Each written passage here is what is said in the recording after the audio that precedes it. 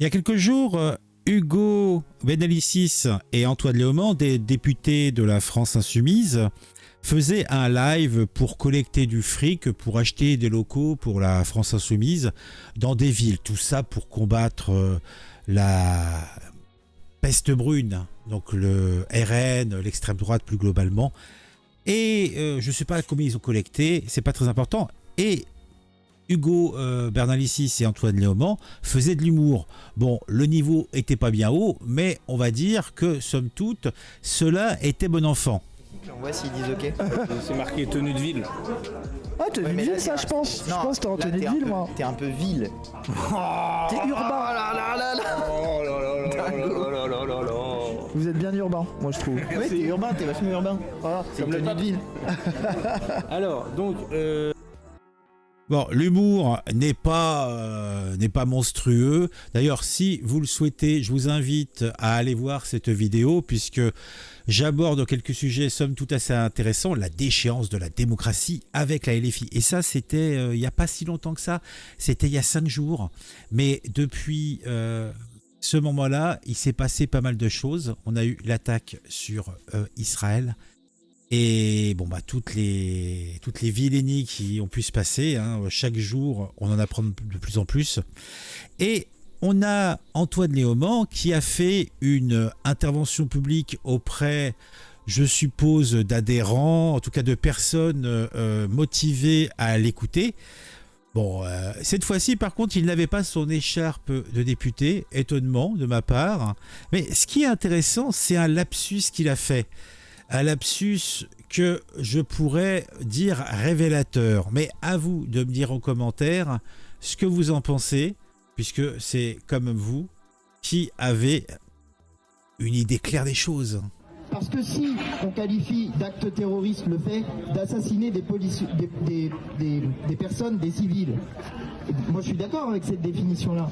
Mais dans ce cas-là, cela veut dire qu'Israël, en bombardant des personnes civiles, a aussi une politique terroriste vis-à-vis de ces populations civiles. Et on ne peut pas être d'accord avec ça, ni dans un côté, ni dans l'autre. Voilà, je crois, le sens de... Alors... Bon, déjà, c'est un petit peu embrouillé. Vous remarquerez que c'est un petit peu aussi embrouillé que l'intervention de Mathilde Panot aujourd'hui qui, somme toute, a eu quelques difficultés à s'exprimer. D'ailleurs, on pourrait revoir son intervention. J'avais fait une petite vignette là-dessus, mais je l'ai mis sur une autre chaîne. Puisque bon, je suis généreux. Hein, je produis du contenu pour mon plus grand plaisir. Et pour le vôtre, j'espère. Attendez, on va regarder. Hop. Enfin oui, bon, on va pas se lancer là-dessus. C'est la branche armée qui aujourd'hui est responsable de crimes de guerre, voilà, et c'est largement documenté. Vous pourrez. Mais j'ai répondu sur terroriste en fait.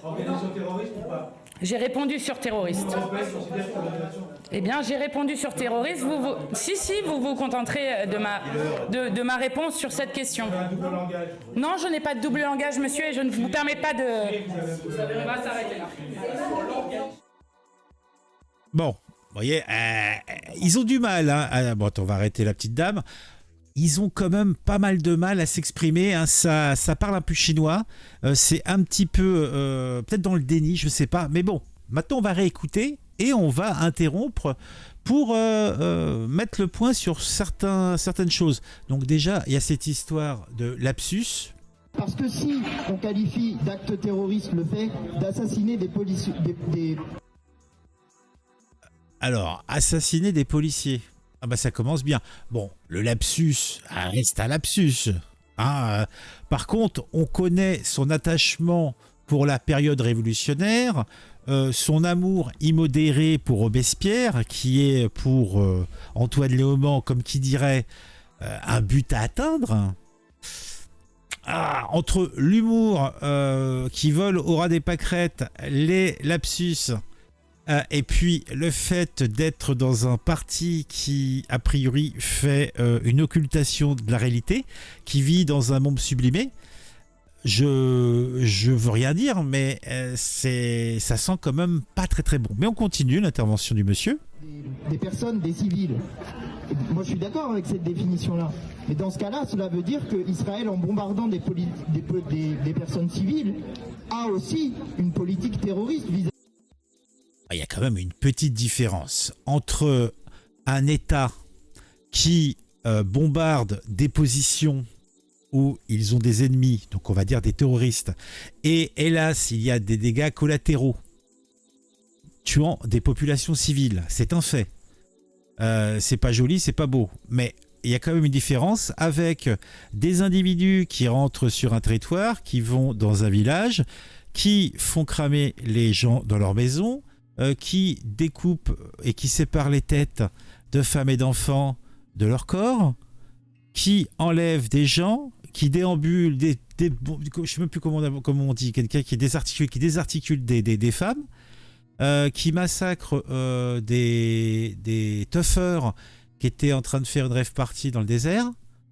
Je sais pas, il y a comme qui dirait une petite différence, un petit chouïa, mais bon, a priori, pour ce monsieur et pour les membres de son parti, et puis pour d'autres partis, parce que la NPA c'est la même, ELV, ils sont pas très très clairs non plus, et puis plein d'autres personnes, il semblerait que ça soit pas aussi clair que ça, c'est pas aussi clair.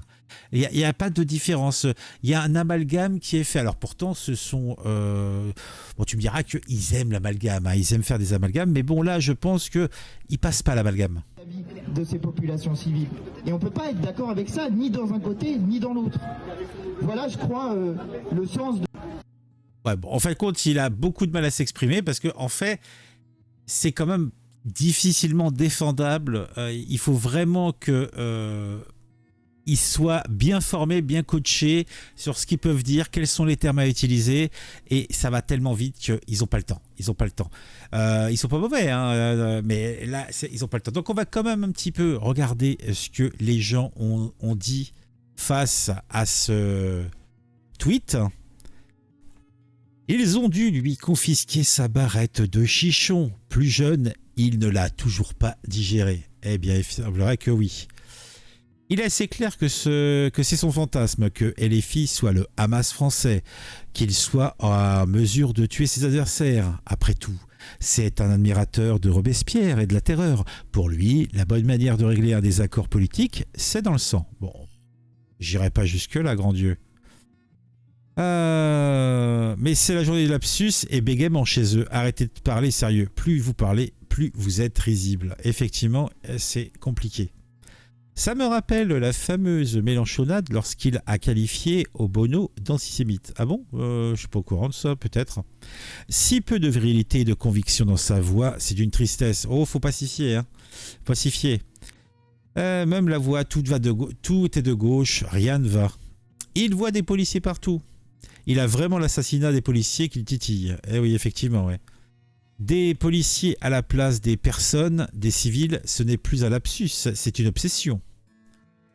En tout cas, là par contre, c'est avec une remarque là toujours à droite, c'est une remarque qui me semble pertinente. Le lapsus est secondaire, ici son propos derrière est désastreux, dégueulasse, ignoble, etc.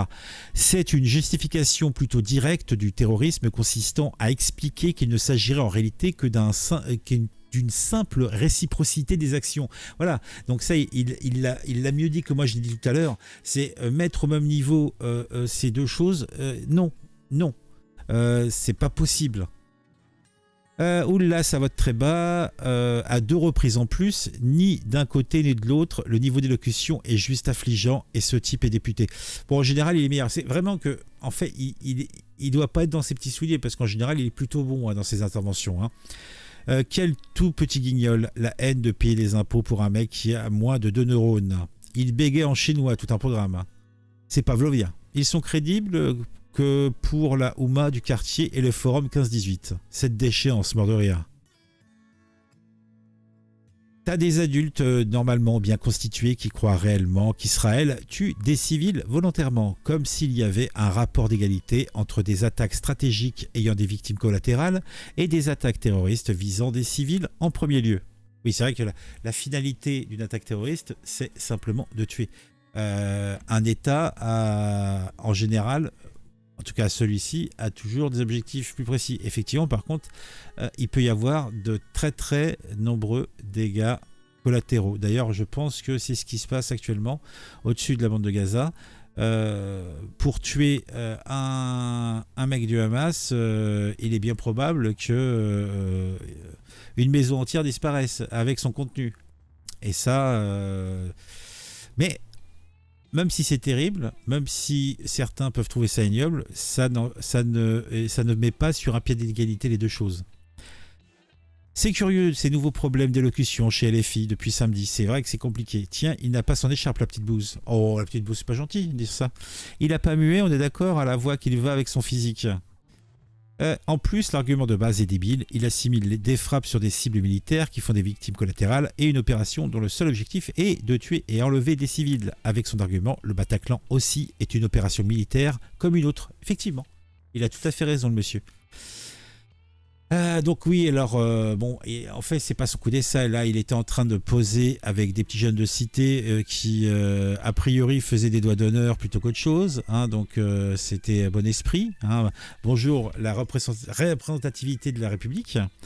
De manière un peu hors sujet par ailleurs, Antoine Léaumont fait partie de ces gens de LFI que j'imagine parfaitement au sein d'un régime totalitaire communiste justifier et commettre les pires atrocités. Cela confirme mon impression. Bon après, on a vu l'essentiel. Bon, je pense que on peut s'arrêter là. C'est consternant, mais bon, en tout cas, vous saurez que Antoine Léaumont a des lapsus somme toute révélateurs et qu'il fantasme peut-être le fait de faire 1000 atrocités à une partie de notre population, surtout la population policière. Donc on se retrouve très très vite pour une nouvelle vidéo. N'hésitez pas à mettre un commentaire pour nous dire ce que vous pensez de tout cela. Mettez un j'aime et si cela n'est pas encore le cas et si vous le souhaitez, vous pouvez vous abonner à la chaîne. Et il faudra activer la petite cloche pour être mis au courant quand je sors de nouvelles vidéos. À très vite.